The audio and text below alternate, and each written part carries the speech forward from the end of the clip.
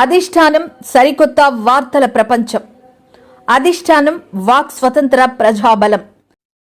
Welcome to అధిష్టానం TV. ముందుగా బులెటిన్లోని headlines. Simhadri Appanna laddu ప్రసాద నాణ్యతపై అనుమానం వ్యక్తం చేసిన భీమిలి ఎమ్మెల్యే. కొత్త ఎల్లవరం గ్రామ ప్రజలు రుణం తీర్చుకుంటా ఏపీ స్పీకర్ అయ్యన్న. హామీలన్నీ నెరవేరుస్తాం. 100 రోజుల్లో రాష్ట్రానికి స్వేచ్ఛ సమానత్వం వచ్చింది. ధాన్యం కొనుగోలు చేసిన 48 గంటల్లో రైతు ఖాతాకి సొమ్ము. మంత్రి వెల్లడి. దేవుడి మీద రాజకీయం చేయడం చంద్రబాబుకే చెల్లింది. వైఎస్ఆర్సీపీ ఎమ్మెల్సీ బొత్స. జగన్ పాలనలో టీటీడీలో చాలా అవినీతికి పాల్పడి అందినంత దోచుకున్నారు. వర్ల రామయ్య. టీటీడీ లడ్డూ వివాదంపై ఎమ్మెల్యే రఘురామకృష్ణంరాజు స్పందన. సింహాచలం సింహాద్రి అప్పన్న లడ్డు ప్రసాదం నాణ్యతపై అనుమానం వ్యక్తం చేసిన భీమిలి ఎమ్మెల్యే మాజీ మంత్రి గంటా శ్రీనివాసరావు శనివారం ఉదయం అన్నప్రసాద కేంద్రంలో ఉన్న స్టోర్ ని పరిశీలించి అన్నదానం లడ్డు ప్రసాదం పులిహారంకి వాడే సరుకులను పరిశీలించారు మాజీ మంత్రి గంటా శ్రీనివాసరావు. ఈ సందర్భంగా ఆయన నెయ్యి నాణ్యతపై పలు సరుకులు నాణ్యతపై అసంతృప్తి వ్యక్తం. బహిరంగ మార్కెట్లో 650 రూపాయలు పైబడి ఉన్న ఆవు నెయ్యిని ఉత్తరప్రదేశ్కి చెందిన సంస్థ 385 రూపాయలకు ఎలా సరఫరా చేస్తుందని అనుమానం వ్యక్తం చేశారు. అందరికీ నమస్కారం. నిజంగా కూడా నేనైతే అనుకోలేదు ఇలాంటి పరిస్థితిలో సింహాచలం దేవస్థానానికి సంబంధించి స్వామివారి దర్శనం చేసుకొని ఆయన ఆశీస్సులు తీసుకొని సంతోషంగా వెళ్ళాల్సిన సమయంలో ఈ స్టోర్ రూము అలాగే సప్లైస్ అలాగే ఇందులో ప్రసాదాలకి లేకపోతే మిగతా వాటికి వాడే మెటీరియల్ వాటి వివరాలు క్వాంటిటీలు క్వాలిటీస్ ఇవన్నీ కూడా చెక్ చేసి ఇవన్నీ కూడా చూడాల్సిన పరిస్థితి రావడం చాలా దురదృష్టకరం. మనం చూస్తూ ఉన్నాం 3-4 రోజులుగా మన రాష్ట్రం కాదు దేశం కాదు ప్రపంచం మొత్తం కూడా మొత్తం అల్లకల్లోలంగా ఈరోజు మారిపోయింది. ఏదైతే మన సాంప్రదాయాల ప్రకారం మనం కలియుగ దైవంగా భావించే తిరుపతి శ్రీ వెంకటేశ్వర స్వామి సన్నిధిలో అక్కడ వాడే ఈ నెయ్యి లాంటి వస్తువులు కల్తీకి గురయ్యాయి.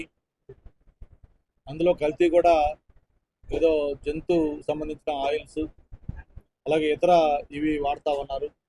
ఫిష్ ఆయిల్ లాంటివి కూడా తెలిసిన తర్వాత ప్రపంచంలో ఉన్న భక్తుల మనోభావాలన్నీ కూడా ఈరోజు దెబ్బతిన్నారు. సాక్షాత్తు రాష్ట్ర ముఖ్యమంత్రి ఒక ఇంపార్టెంట్ సమావేశంలో దాని గురించి ప్రస్తావించాల్సిన పరిస్థితి వచ్చిందంటే ఈ రాష్ట్రంలో వ్యవస్థలు ఏ విధంగా నాశనం అయ్యాయి గత 5 సంవత్సరాలు అనేది అందరం కూడా ఆలోచించాల్సిన పరిస్థితి వచ్చింది. మనకి మన సాంప్రదాయాలు మన ఆచారాలు వ్యవహారాల ప్రకారం మనం అందరం కూడా దేవుడు అంటే ఒక అపారమైన నమ్మకం గౌరవం భక్తి అభిమానం ప్రేమతో మనం తిరుపతి వెంకటేశ్వర స్వామిని దర్శించుకుంటాం. అయితే అటువంటి కలియుగ వెంకటేశ్వర స్వామి సన్నిధిలో ఏదైతే ఆయన గర్భగుడిలో దీపాలు వెలిగిస్తాము ఆయనకి ప్రసాదాలు పెడతాము లక్షలాదిగా వచ్చే భక్తులకి వాళ్ళకి ప్రసాదాలు అందిస్తాము ఇవన్నీ కూడా కల్తీ గురవుతా ఉన్నాయి. మన కొత్త ఎల్లవరం గ్రామ ప్రజలు రుణం తీర్చుకుంటా ఏపీ స్పీకర్ అయ్యన్న. ఈ సందర్భంగా ఆయన నెయ్యి నాణ్యతపై పలు సరుకులు నాణ్యతపై అసంతృప్తి వ్యక్తం. బహిరంగ మార్కెట్లో 650 రూపాయలు పైబడి ఉన్న ఆవు నెయ్యిని ఉత్తరప్రదేశ్కి చెందిన సంస్థ 385 రూపాయలకు ఎలా సరఫరా చేస్తుందని అనుమానం వ్యక్తం చేశారు. 100 రోజుల్లో గొలుగొండ మండలం కొత్త ఎల్లవరం గ్రామానికి 2.80 కోట్లు నిధులు మంజూరు చేశాం. ఈ 5 ఏళ్లలో నియోజకవర్గాన్ని పూర్తి స్థాయిలో అభివృద్ధి చేస్తా అని సభాపతి అయ్యన్న పాత్రుడు తెలిపారు. ఇది మంచి ప్రభుత్వం కార్యక్రమంలో భాగంగా కొత్త ఎల్లవరంలో నిర్వహించిన సమావేశంలో ప్రభుత్వం చేపట్టిన కార్యక్రమాలు ఆయన వివరించారు. దీపావళి నుంచి ఉచితంగా 3 సిలిండర్లు పంపిణీ చేయనున్నారు అని, గత ప్రభుత్వ హయాంలో పంచాయతీకి 1 పైసా కూడా నిధులు ఇవ్వలేదని, కానీ డిప్యూటీ సీఎం పవన్ కళ్యాణ్ ఆదేశాలపై ఎల్లవరం పంచాయతీకి 7 లక్షల రూపాయలు మంజూరు చేశారని అన్నారు. ఆ రోజు మేము వస్తే 4,000 చేస్తా ఉన్నాం. అలాగే వికలాంగులకి 6,000 ఇస్తా ఉన్నాం. అప్పుడు పోయిన ముఖ్యమంత్రి ఎటకారం చేశాడు, ఇస్తాడు లేడు అని. ఆయన మీ అందరూ కూడా నమ్మకంతో మాకు ఓట్లేసి గెలిపించారు. అది ఇంకోటి అన్నాడు, సచివాలయం ఎవరు అన్నాయి, వాలంటీర్లు లేకపోతే చంద్రబాబు నాయుడు పెన్షన్ పెంచలేడు అని ఎటకారం చేశాడు అన్నాడా? వాలంటీర్లు అయితే ఇచ్చేస్తారు పెన్షన్లు. చంద్రబాబు నాయుడు వాలంటీర్లు వద్దంటున్నాడు, మిగతా వాళ్ళు సచివాలయం స్టాఫ్తో చేయిస్తాడు. 2-3 రోజులు పడుతుంది పెన్షన్లు ఇవ్వడానికి అన్నాడు. అప్పుడు మేము ఏం చేసి పట్టుదలగా అందరూ ఆఫీసర్లు ఎంత కూర్చొని 2 రోజుల్లో పంచితే మనం 1 రోజుల్లో పంచిస్తాం. పంచడానికి 2 రోజులు 3 రోజులు పట్టింది అడిగి. మన ప్రభుత్వం వచ్చిన 3 నెలలు బట్టి ఇస్తున్నాం. మనం 3 నెలలు కూడా ఇచ్చాం కదండి, 3 నెలలు కూడా ఇచ్చాం. మనం డబ్బులు ఉన్నా లేకపోయినా ఆఫీసులు జీతాలు ఆఫ్ చేసినా ఇప్పుడు చల్లకపోదు. కార్యక్రమాలు చాలా కార్యక్రమాలు చెప్పాం. దాంట్లో కొన్ని కార్యక్రమాలు కేవలం 3 నెలల్లో చేసాం. 3 నెలలు అయింది, మనం 100 రోజులు అయింది మన ప్రభుత్వం వచ్చి మనకు తెలిసి. దాంట్లో ముఖ్యమైనది మన పిల్లలు చదువుకుంటున్నారు, వారికి గత ప్రభుత్వం ఉద్యోగాలు ఇవ్వలేదు, మెగా డిఎస్సి పెట్టలేదు. మనం వచ్చిన తర్వాత కొంతమందికైనా ఉద్యోగాలు ఇవ్వాలని చెప్పి మన చంద్రబాబు నాయుడు గారు ఇప్పుడు మన పిల్లల కోసం 16,437 ఉద్యోగాలు ఇచ్చారు. అది ఇవన్నీ కూడా గవర్నమెంట్ ఉద్యోగాలే. గత ప్రభుత్వంలో ఒక ఉద్యోగం కూడా ఇవ్వలే. ఈ 16,437 మందికి ఇప్పుడు ఇంటర్వ్యూ జరిగితే ఈ రాష్ట్రంలో 16,000 మందికి ఉద్యోగాలు ఇచ్చే అవకాశాలు గవర్నమెంట్ ఉద్యోగాలు, మన ప్రైవేట్ ఉద్యోగాలు కాదు, ఇవన్నీ గవర్నమెంట్ ఉద్యోగాలే. రెండోది, నేను 42 సంవత్సరాల నుంచి రాజకీయాలు ఉన్నాను. ఈ 11వసారి ఎమ్మెల్యేకి పోటీ చేశాను. నేను ఎప్పుడు కూడా చూడలేదు. ప్రభుత్వం వచ్చిన తర్వాత ఏదైనా కార్యక్రమం చేయాలంటే, కొత్త ప్రభుత్వం వస్తే కార్యక్రమం చేయాలంటే మినిమం 8 నెలలు పడుతుంది. అన్ని సర్దుకోవాలా. మరి పాత ప్రభుత్వం చూసే మొత్తం అంతా దోచుకెళ్ళిపోయారు, డబ్బులు లేవు. హామీలన్నీ నెరవేరుస్తాం. 100 రోజుల్లో రాష్ట్రానికి స్వేచ్ఛ స్వాతంత్రం వచ్చాయి. జిల్లాకు ఎయిర్ ఫోర్ట్ తీసుకొస్తాం. సీఎం ప్రక్కన బాబాయ్, పీఎం పక్కన నేను. ఇది మంచి ప్రభుత్వం. కార్యక్రమంలో కేంద్ర మంత్రి రామ్మోహన్ నాయుడు. ఈ రోజు మనం రాజపురం గ్రామంలో నిర్వహించుకుంటున్నాం.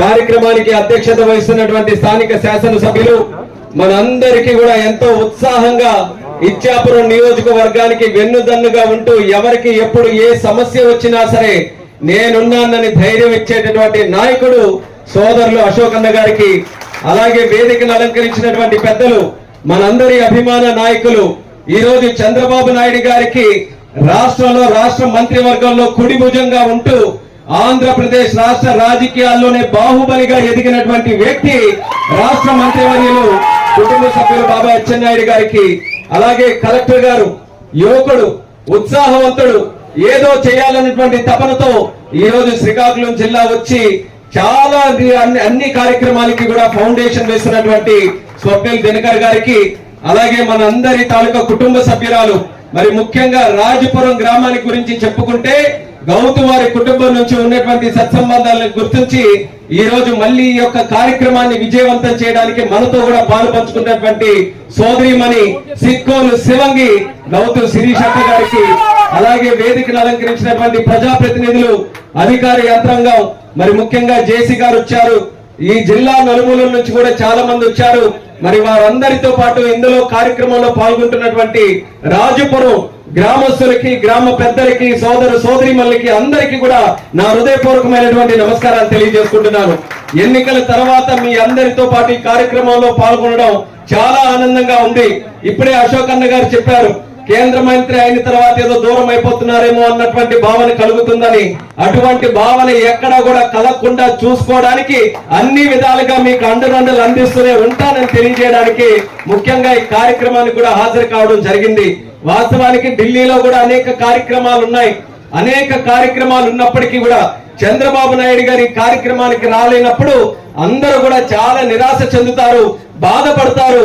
ఆ బాధను తొలగించడానికైనా రాజపురం గ్రామానికి ఈ ఖచ్చితంగా వాళ్ళకందరికీ కూడా ఒక భరోసా ఇవ్వాలని పెద్దలందరూ కూడా, రాజుగారు కూడా వచ్చారు, దాసరి రాజుగారు, ఆయన కూడా ధన్యవాదాలు నమస్కారాలు తెలియజేసుకుంటూ అందరం కూడా కలిసికట్టుగా వచ్చామనంటే రాజపురం గ్రామం మీద మాకున్నటువంటి నమ్మకం అటువంటిదని కూడా ఈ సందర్భంగా తెలియజేసుకుంటున్నాను.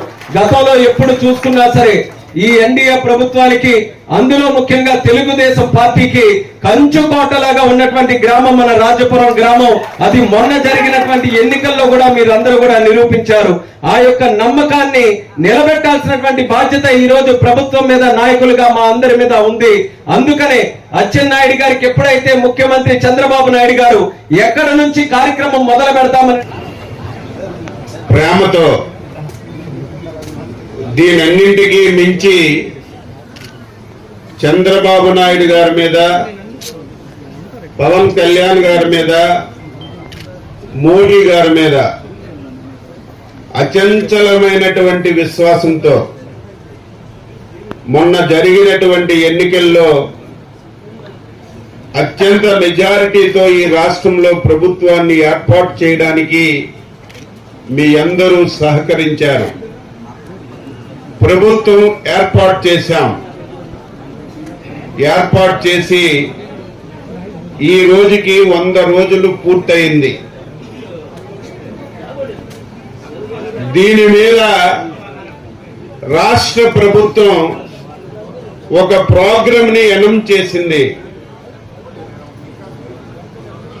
మన మంచి ప్రోగ్రాం అనే పేరుతో ఈ 100 రోజుల్లో ప్రభుత్వం ప్రజానీకానికి ఏమి సహాయ సహకారాలు అందించింది, ఇంకా ప్రజల దగ్గర ఎటువంటి సమస్యలు ఉన్నాయి, గ్రామ సభ ద్వారా తెలుసుకోవాలనే ఉద్దేశంతోనే ఈ రోజు మనం ఇచ్చాపురం నియోజకవర్గం కవిటి మండలం రాజపురం గ్రామంలో ఈ గ్రామ సభని ఏర్పాటు చేసుకు.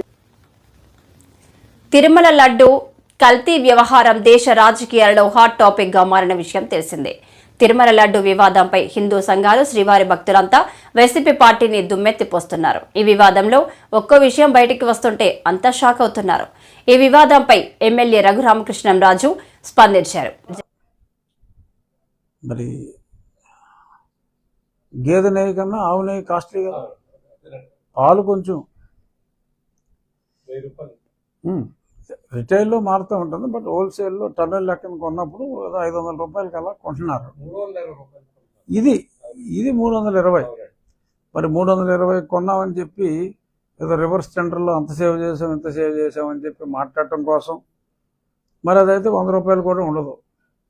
అదంతా సబ్బుల తయారీలో వాడతారు ఈ పదార్థాన్ని, ఈ పర్టికులర్ కొవ్వు పదార్థాన్ని బాగా నొరగొస్తుందని చెప్పి కొంచెం కాస్ట్లీ సబ్బుల్లో ఈ లార్డ్ అనగా పంది కొవ్వు, మటన్ టాలు అంటే ఓకే, అది పశువుది కావచ్చు, అంటే మేక, గుర్రె, గొడ్డు, ఇటువంటి దాని కొవ్వు మటన్ టాలో అంటారు. మరి దాని సపోనిఫికేషన్ వాల్యూస్, అది సింపుల్ టెస్ట్. అది మరి ల్యాబొరేటరీకి 60-70 లక్షలు ఖర్చు అవుతుంది. మరి గత ప్రభుత్వాలు ఎప్పటి నుంచో మరి కొన్ని వేల టన్నుల అనాలా, కనీసం వేల అనాలా, సుమారు 1,00,000 టన్ను అనాలా, దగ్గర లక్ష టన్ను కొనుగోలు చేసేటప్పుడు మరి మామూలుగానే మరి పాలు కల్తీ, నెయ్యి కల్తీ, ఈ కల్తీ యుగంలో మరి నెయ్యిలో కల్తీ ఉందా లేదా అన్నది ఆఫ్టర్ ఆల్ పెద్ద ఖర్చు కూడా కాదు. మరి ల్యాబొరేటరీ ఇప్పుడు దాకా మరి ఎందుకు లేదు మరి తిరుమల తిరుపతి దేవస్థానంలో అన్నది అది $1 బిలియన్ ప్రశ్న. ప్రభుత్వానికి సంబంధం లేదు. తిరుమల తిరుపతి దేవస్థానం ఇండిపెండెంట్ బాడీ. అంటే రాష్ట్ర ప్రభుత్వం ల్యాబొరేటరీ లేదని తప్పని నేను అన్నాను. ఎందుకంటే ప్రభుత్వాలు మారుతూ ఉంటాయి. బట్ దేవస్థానం అనేది సపరేట్ ఆర్గనైజేషన్ కాబట్టి ఆ ఈవోల్నే తప్పు పట్టాలి. ఎందుకంటే దారుణం. ఒక టెస్టింగ్ ల్యాబొరేటరీ ఉంటే 6 నెలలకు ఒకసారి ఏదో కన్సైన్మెంట్ వచ్చినప్పుడు యూనిఫామ్ శాంపుల్ ఎలా తెస్తారు? అక్కడ బోల్ మేనేజ్మెంట్లు ఉంటాయి. ఒక ట్రక్ వస్తుంది, లైట్ ఉందన్న తీసి, ఒక ట్రక్ వస్తుంది, ఆ ట్రక్కు టెస్ట్ చేస్తారు, ఆ కన్సైన్మెంట్ అంతా ఇంకా వదిలేస్తారు. మరి అది కరెక్ట్ కాదు. సింపుల్ టెస్ట్ ప్రతి కంటైనర్ని ఒక శాంపుల్ తీసుకుని దాన్ని కంపల్సరీగా టెస్ట్ చేయవలసిన అవసరం ఉంది. Test cost is nothing. సుమారు 400 నుంచి 500 కోట్ల ఖరీదు చేస్తూ ఉంటే మరి అక్కడ ల్యాబొరేటరీ కూడా లేకపోవటం మరి చాలా దురదృష్టం. మరి అఫ్కోర్స్ చైర్మన్లకి పొలిటికల్ నామినేషన్ లైన్లు వచ్చు, వారికి ఉండవలసిన ఏమంటారు నాలెడ్జ్ అనగా తెలుగులో జ్ఞానం, జ్ఞానం అంటే బాగోదు, నాలెడ్జ్ అంటే మర్యాదగా ఉంటుంది. లేకపోయినా మరి ఎగ్జిక్యూటివ్ ఆఫీసర్ మరి అంత కాస్ట్లీ మెటీరియల్ కొనేటప్పుడు టెస్టింగ్ అనేది డెఫినెట్లీ మ్యాండేటరీ. అది లేకపోవటం దురదృష్టం, దృష్టిలోపం కావచ్చు. ఇటువంటివన్నీ కూడా భక్తుల మనోభావాల్ని దృష్టిలో పెట్టుకుని చేయాలి. గత 5 సంవత్సరాల్లో ఖచ్చితంగా చెప్తున్నా, భగవంతుడికి భక్తుల్ని దూరం చేయటం ఎలా అనే క్రిమినల్ ఆలోచనతోనే బోర్డు నడిచిందన్నది. జగన్ పాలనలో టీడీటీలో చాలా అవినీతికి పాల్పడి అందినంత దోచుకున్నారని తెలుగుదేశం పార్టీ పోలిట్ బ్యూరో సభ్యులు వర్ల రామయ్య ఆరోపించారు. వెంకటేశ్వర స్వామి వారి పట్ల జగన్ చేసిన నికృష్ట కార్యానికి హైందవ భక్తులందరూ బగ్గుమంటున్నారని చెప్పారు. మీరు ఇష్టం వచ్చినట్లుగా దాన్ని కించపరిచే రీతిలో అడుగడుగున వ్యవహరించారు. లేకపోతే హూ ఇస్ దట్ ధర్మారెడ్డి అండి? How you will be the EO for that? నీ ఇష్టం వచ్చినట్టుగా చేసావు. అని మీరు ప్రభుత్వం డైవర్షన్ పాలిటిక్స్ చేస్తుంది. వరదల సాయంత్రం విఫలమైంది, దాన్ని డైవర్ట్ చేయాలి. ఏం బుద్ధి లేని మాట జగన్మోహన్. మీరు అన్న మాటలనే కౌంటర్ చేస్తా. ఏమి బుద్ధి లేని మాట? ప్రభుత్వం డైవర్ట్ చేయాలా? అరే నీ నెయ్యా, నువ్వు తెప్పించిన నెయ్యి, నువ్వు రిసీవ్ చేసుకున్న నెయ్యి, it contains some animal fat అని చెప్తే ఒక ప్రెస్టీజియస్ ల్యాబొరేటరీ రిపోర్ట్ ఇస్తే నిన్నటి నుంచి you are shivering in your shoes. గజగజ వణికిపోతున్నావు నువ్వు. ఎందుకంటే శ్రీ వెంకటేశ్వర స్వామి వారితో పెట్టుకున్న వాళ్ళు బ్రతికి బట్ట కట్టిన దాఖలా లేవు. ఆ విషయం మీకు తెలుసు, మీకు బాగా తెలుసు అందరికంటే. ఇక అంతకంటే లోతుకు చెప్పను నేను. అందరికంటే మీకు బాగా తెలుసు. ఈ రోజున దానికి సమాధానం చెప్పకుండా చంద్రబాబు గారి 100 రోజుల పాలన సరిగా లేదంటారా? డిబేట్కి వస్తారా? మీ 100 రోజుల పరిపాలన, మా 100 రోజుల పరిపాలన డిబేట్కి వస్తావా మిస్టర్ జగన్మోహన్ రెడ్డి? ముందు ఆయన అన్న పాయింట్స్ చెప్పి కౌంటర్ చేసి తర్వాత ఈ కథ నెయ్యి కథకు వద్దాం. ఐపీఎస్లపై అక్రమంగా చర్యలు తీసుకున్నారు, దీన్ని డైవర్ట్ అనవా? ఏమన్నా ఇంగిత జ్ఞానం ఉందా మిస్టర్ జగన్ గారు మీకు? ఐపీఎస్ అధికారులని, సీనియర్ ఐపీఎస్ అధికారులు, డీజీ ర్యాంక్ ఒక ఆయన, ఐజీ ర్యాంక్ ఒక ఆయన, డిఐజీ ర్యాంక్ ఒక ఆయన ఈ రోజున సస్పెండ్ చేయబడితే డైవర్ట్ చేయడానికి చేశారా? Do you have any knowledge about this? ఒక మహిళను దారుణంగా హింసించి, బాధపెట్టి, ఇబ్బంది పెట్టి, వాళ్ళ పరిధులు దాటి వ్యవహరించి ఒక సబ్ ఇన్స్పెక్టర్ చేయవలసిన ఇన్వెస్టిగేషన్కి అడిషనల్ డీజీ, డిఐజీ, ఐజీలు ఇన్వాల్వ్ అయి చేశారు. ఎందుకు చేశారో, ఎందుకు చేయవలసి వచ్చిందో నీకు బాగా తెలుసు. వస్తుంది టైం. ఇప్పుడు చెప్పను నేను, నీకు ఎలా బాగా తెలుసు అనేది ఇప్పుడు చెప్పను. నీకు టైం వస్తుంది ఆ కేసులో మై డియర్ జగన్, మీకు టైం వస్తుంది. వాళ్ళను సస్పెండ్ చేస్తే మహిళా లోకం ముఖ్యంగా ఆంధ్రప్రదేశ్ రాష్ట్ర ప్రజలందరూ కూడా సంతోషపడ్డారు. మహిళల్ని ఇబ్బంది పెట్టిన వాడికి ఇదే శాస్తి. ఇది జరగవలసిందే అని రాష్ట్రంలో ఉన్న మహిళా లోకం అంతా కూడా చంద్రబాబు గారికి జేజేలు పలికితే నీకు డైవర్షన్లా కనపడిందా? Do you want to say దాన్ని సమర్థిస్తున్నారా మీరు? సబ్ ఇన్స్పెక్టర్ చేయాల్సిన కేసులో డిఐజీ ఇన్వెస్టిగేషన్కి వెళ్తే మీరు సమర్థిస్తున్నారు. సమర్థించండి, ధైర్యం ఉంటే చెప్పండి నాకు. ఎస్ వరలరామయ్య గారు, నేను సమర్థిస్తున్నా, నేనే పంపాను ఆ పోలీస్ అధికారుల్ని, విమానం ఎక్కించి నేనే పంపాను చెప్పండి మీకు ధైర్యం ఉంటే. How it would be a diversion my dear friend? ఆ డైవర్షన్ స్పెల్లింగ్ తెలుసా? దేవుడి మీద రాజకీయం చేయడం చంద్రబాబుకే చెల్లిందని వైఎస్ఆర్సీపీ ఎమ్మెల్సీ బొత్స సత్యనారాయణ అన్నారు. చంద్రబాబుకి చిత్తశుద్ది ఉంటే తిరుమల లడ్డు వివాదంలో విచారణ చేసి నిజాలు తేల్చాలి. దేవుడికి అపచారం చేస్తే శిక్ష అనుభవించాల్సిందే అని ఘాటు వ్యాఖ్యలు చేశారు.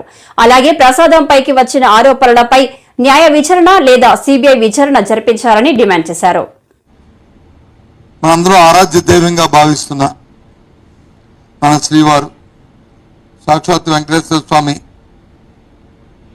వారి తాలూకా ప్రసాదం ఏదైతుందో దాంట్లో కల్తీ జరిగిందని, దానికి నైవేద్యాలకు వాడే పదార్థాలలో నాణ్యత పదార్థాలు వాడారని అని చాలా విషయాల నుంచి వారు వచ్చి మాట్లాడడం చేయడం అనేది మొత్తం భారతదేశంలో ఉన్న ప్రపంచంలో భక్తులు అందరి తాలుగా ఒక్కసారి ఉలిక్కిపట్టుకు వచ్చినాయి. దయచేసి దాంతోపాటు మరలా అక్కడి నుంచి ఏ పార్టీలు ఉన్నాయండి దాని మీద వచ్చే చర్చలు చర్చబాదులు సోషల్ మీడియాలోనూ పత్రికల్లోనూ, ఇవాళ పత్రికలో చూస్తే ఇంకా అసభ్యంగా అసందర్భంగా దాని మీద వచ్చే రాతలు, ఇది సమంజసం కాదు. అధికారంలో ఉన్న వ్యక్తులు ఏదైనా ఆరోపణలు చేసినప్పుడు మీ చేత అధికారం ఉంది, మీరే అధికారంలో ఉన్న నాయకులు, రాష్ట్రంలో మీ కూటమే దేశంలో అధికారంలో ఉంది. ఎంక్వైరీ చేయండి, దాని మీద విచారణ జరపండి. విచారణ జరిపి వాట్ ఇస్ ది ఫ్యాక్ట్ అనేది ఏమిటి నిజాలు తేల్చండి. తేల్చిన తర్వాత అది పెట్టి అప్పుడు మీరు మాట్లాడితే దానికి సంబంధించి ఉంటుంది. అంతేగాని పాసింగ్ రిమార్క్స్ చేసి ఇలాంటి కార్యక్రమాలను రాజకీయ కోణంలో భగవంతుని వినియోగించుకోవడం, వారి పేరును వచ్చి రాజకీయాల్లో చొప్పించడం అనేది చాలా దురదృష్టకరం. ఎందుకంటే దేవుడితో మనం ఆటలాడుకోవడం మంచి సమంజసం కాదు. ఏదో చిన్న విషయాలు కాదు. మనం అనుకుంటాం చట్టాల్లో ఉచ్చుకులు తీసుకొని చట్టాలకు అతీతంగా మనం ప్రవర్తించవచ్చు, కానీ దేవుడితో వచ్చి మనము దాన్ని వచ్చి చేస్తే ఎవరైనా సరే దానికి మాత్రం ఇవాళ కాదు రేపు ఉంటుంది శిక్ష అనుకోవచ్చు. దేవుడు మనకు కనిపించదు కదా, ఏదో రాత్రిలో ఉన్నాడు కదా, పర్వాలేదులే అని అనుకోవచ్చు, ఎక్కువగా ఆలోచన ఊహించుకుని మాట్లాడవచ్చు, కానీ తప్పది. ఇవాళ ఏ మతమైనా, ఏ కులమైనా, ఏ వ్యక్తి అయినా, ఏ వర్గమైనా అందరికీ మనస్సు అనేది ఒకటి ఉంటుంది, మనస్సాక్షి అనేది ఒకటి ఉంటుంది. ఆ మనస్సాక్షి ప్రకారం ఆలోచన చేసుకుంటే ఆ సాక్షే భగవత్ స్వరూపం. అది మనల్ని ఉట్టిపోని ఒక తప్పుగా చేస్తే, దేవుడికి అపచారం చేస్తే, అపఖ్యాతి తీసుకొస్తే తప్పు అది ఊరికిపోదు. ఇవాళ కాకపోతే రేపైనా దాని శిక్ష అనుభవించవలసిందే. దయచేసి ఇంతటితో ఇది ఆపండి. మీకు చేతనైతే దాని మీద ఎంక్వైరీ చేయండి. మీకు చిత్తశుద్ధి ఉంటే ఎంక్వైరీ జరిపించండి. దాని మీద వాస్తవాలు తీసుకురండి, అప్పుడు మాట్లాడండి. అంతవరకు కూడా పత్రికలు కానీ పత్రికాధిపతులు కానీ రిక్వెస్ట్ చేస్తున్నాను, రాజకీయ పార్టీలు రిక్వెస్ట్ చేస్తున్నాను. ధాన్యం కొనుగోలు చేసిన 48 గంటల్లో రైతు ఖాతాకి సొమ్ము. అక్టోబర్ 1 నుంచి ఖరీఫ్ ధాన్యం కొనుగోలు. రైతు పండించిన ప్రతి గింజ కొనే విధంగా ప్రణాళికలు. ధాన్యం అమ్మకం, మిల్లుల ఎంపికలో రైతుకే స్వేచ్ఛ. ప్రతి అడుగులో పారదర్శకంగా వ్యవహరిస్తాం. ప్రతి రైతుకి భరోసా ఇస్తాం. మంత్రి నాదెండ్ల మనోహర్. అందరితో సంప్రదించి ప్రతి రైతును ఆదుకునే విధంగా, ప్రతి గింజ కష్టపడి పండించిన ఆ పంటని రాష్ట్ర ప్రభుత్వం ఒక ధైర్యం నింపే విధంగా, ఒక భరోసా నింపే విధంగా ధాన్యం కొనుగోలు ప్రక్రియ అక్టోబర్ 1వ తారీఖు నుంచి రాష్ట్ర వ్యాప్తంగా ప్రారంభించబోతున్నాం. అందులో భాగంగా ఈ రోజున 10 జిల్లాల జాయింట్ కలెక్టర్లు, సివిల్ సప్లైస్ కార్పొరేషన్ డిపార్ట్మెంట్ నుంచి ఉన్న డిస్ట్రిక్ట్ సప్లైస్ ఆఫీసర్సు, డిస్ట్రిక్ట్ మేనేజర్లు, మార్కెటింగ్ శాఖ నుంచి మార్క్ఫెడ్ అధికారులు, అదేవిధంగా డిస్ట్రిక్ట్ కోఆపరేటివ్ ఆఫీసర్స్, వ్యవసాయ శాఖ నుంచి జాయింట్ డైరెక్టర్ అగ్రికల్చర్లు అందరిని కూడా ఈరోజు ఒక వర్క్షాప్ ఏర్పాటు చేసి సుమారు 37 లక్షల మెట్రిక్ టన్నులు ధాన్యం కొనుగోలు చేయడానికి రాష్ట్ర ప్రభుత్వం తరఫున మేము సిద్ధమయ్యే విధంగా క్షేత్రస్థాయిలో ప్రతి రైతుకి ఒక గౌరవం ఇచ్చే విధంగా ఈ ప్రక్రియని సజావుగా ఎక్కడా ఇబ్బందులు లేకుండా టెక్నాలజీని ఉపయోగించి ఆ భరోసా కల్పించడానికి కోసం చాలా లోతైన ఒక వర్క్షాప్ ఈరోజు అర్థమయ్యే విధంగా ప్రతి ఒక్కరికి కూడా ప్రారంభించాం. ఇటువంటివి రాష్ట్ర వ్యాప్తంగా సుమారు 3 ప్రాంతాల్లో నిర్వహిస్తాం. ఈ 10 జిల్లాల అధికారులతోటి ఈ రోజున ఏ విధంగా రైతు కష్టపడి పండించిన పంటకి ప్రభుత్వం నుంచి మేము చేయాల్సిన కొనుగోలు విషయంలో పారదర్శకంగా, పొరపాటు జరగకుండా నిజాయితీగా అందరికీ అందించే విధంగా మేము తీసుకోవాల్సిన చర్యలపైన వివరించాం. రైతుతో పాటు రైతు సహాయ కేంద్రాల్లో పనిచేస్తున్న సిబ్బంది, అదేవిధంగా ధాన్యం కొనుగోలు కేంద్రాల గురించి వివరించాం. వీటితో పాటు క్షేత్రస్థాయిలో లారీ యాజమానులు, ట్రాన్స్పోర్ట్ విషయంలో వేల సంఖ్యలో, ఒక్కొక్క జిల్లాలో దాదాపు 8,000 నుంచి 10,000 లారీలు అవసరం ఉంటాయి. వాటిని ఏ విధంగా సిద్ధం చేస్తున్నామో, క్షేత్రస్థాయిలో ఉన్న మిల్లర్స్ వాళ్ళు కూడా ఏ విధంగా దీనికి టెక్నాలజీని ఉపయోగించుకొని జీపీఎస్ పొజిషనింగు, ఆ డేటా వాళ్ళకు వచ్చే విధంగా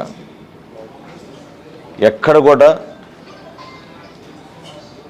గన్నీ బ్యాగ్స్ విషయంలో కానివ్వండి, ట్రాన్స్పోర్టేషన్ విషయంలో కానివ్వండి, హమాలీల విషయంలో కానివ్వండి పొరపాటు లేకుండా అన్ని విధాలుగా సిద్ధమై అంతిమంగా గౌరవ ముఖ్యమంత్రి గారు, గౌరవ ఉప ముఖ్యమంత్రి గారు ఇచ్చిన మాట మేరకు ఎప్పుడైతే రైతు మనకి అక్నాలెడ్జ్మెంట్ ఇచ్చి ధాన్యం మిల్లర్కి అప్పచెప్తారో 48 గంటల లోపే